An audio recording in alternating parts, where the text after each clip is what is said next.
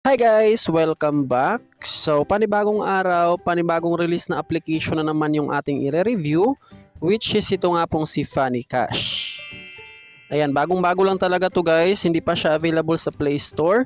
Kung magustuhan nyo tong kanilang application, bali ilagay ko na lang yung ating download link dyan sa ating description box at sa ating comment section. Ayan, ito yung kanilang download page. Tap nyo lang tong install now or itong download now para ma-install natin siya sa ating device. So yung sa akin, na-download ko na yung file. Tap nyo lang tong download. And then details. Ayan, downloading na yung file. Pagkatapos nyo siya ma-download, tap nyo lang yung file tapos install. Alright, i-open lang natin yan. To login naman, kailangan nga po natin ng Gmail account. Tapos ito na nga po yung kanilang homepage or dashboard ng app. And then meron tayong ma-receive na 35 pesos. So cash na yan, 35 pesos. Since 1 green cash is equivalent to 1 peso. IC lang natin siya. Ayan, first task para ma-activate yung ating account ay kailangan nga po natin siyang i-bind. Ito siya guys, bind the game. Tap lang natin yan. Meron silang pinapa-download na isang third-party app. Ito yung gagamitin natin guys para makapag-earn sa kanilang Funny Cash. Alright, install natin siya. Pagkatapos natin makapag-bind dito sa kanilang third-party app, meron tayong ma-receive na additional 35 pesos. So, install lang. Ayan, na-install na natin siya guys. Balikan muna natin yung Funny Cash app. Tapos, click natin tong bind. And then, ito na yung ating na-install na third-party app. I-bind lang natin yung ating Google account na nakabound sa Funny Cash. Dapat same lang para makredit yung mga points na ma-earn natin dito sa kanilang third-party app. So, ito nga po yung pinaka-game na laruin natin guys to earn points. Ayan, start. Paano ba mag-work dito sa kanilang game? Bali dito guys, tanggalin natin tong screw para malaglag itong kahoy. Ayan, tap natin yan. Meron naman siyang guide, tapos dito natin siya ilagay. So, ganun lang guys. Dapat malaglag yung mga kahoy dyan para mag-level up at makapag-earn ng mga points. Meron tayong nakuha ang 15 coins. Try ulit natin siya. Ayan, parami na yung ating dapat ilaglag. Ayan, unahin natin dito guys. Tanggal na. Next.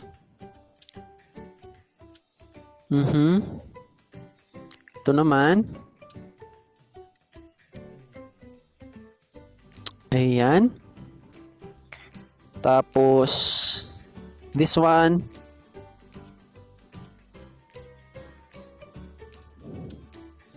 Ayan. Meron pa pala. Ito.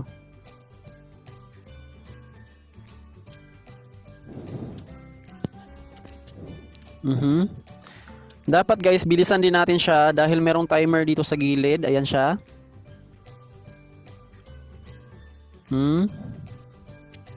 Last one.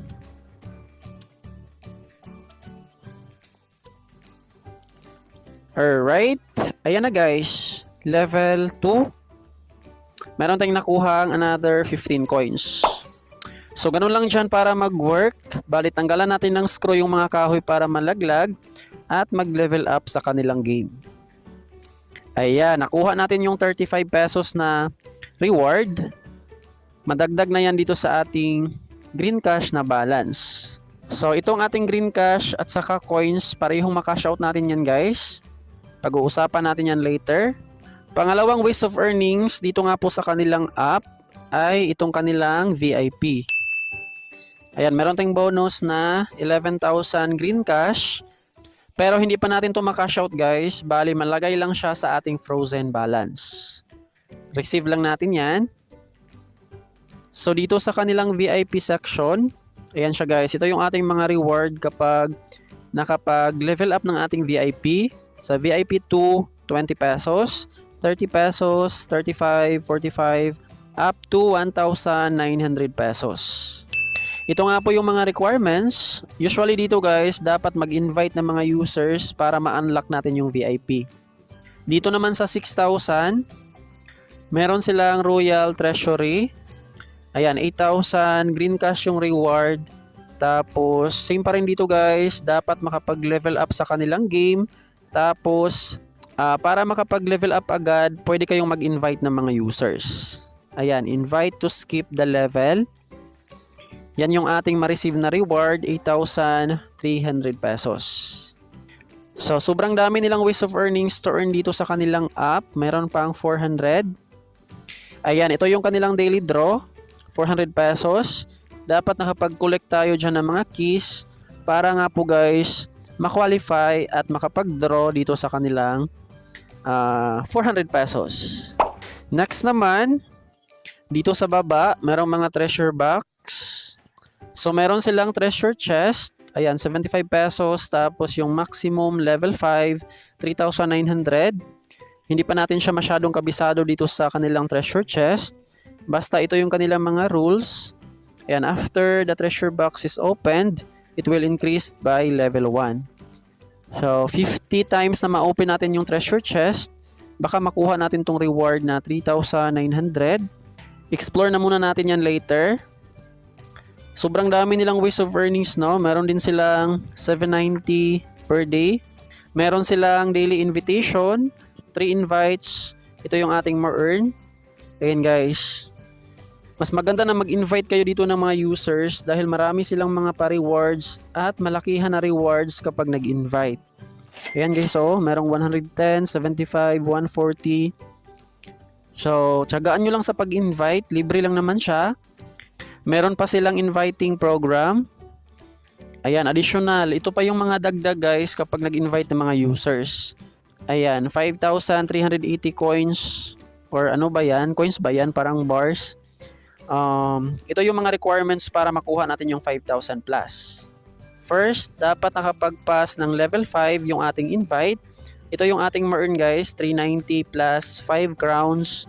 And then kapag nakapag level 15, 790 bar coins plus 10 crowns, 1,500 coins plus 15 crowns. And then sa level 100, 2,700 plus 20 crowns. So, kung gusto mong mag-invite, tap mo lang tong invite now. And then, copy lang para makuha natin yung ating referral link. So, ganun lang dito guys. Sobrang daming mga ways of earnings to earn points. Tapos sa withdrawal naman, itong green cash. Ayan, ito na nga po yung ating frozen banknotes. Ma-unlock lang natin yan guys. Tap natin tong so. Ito siya.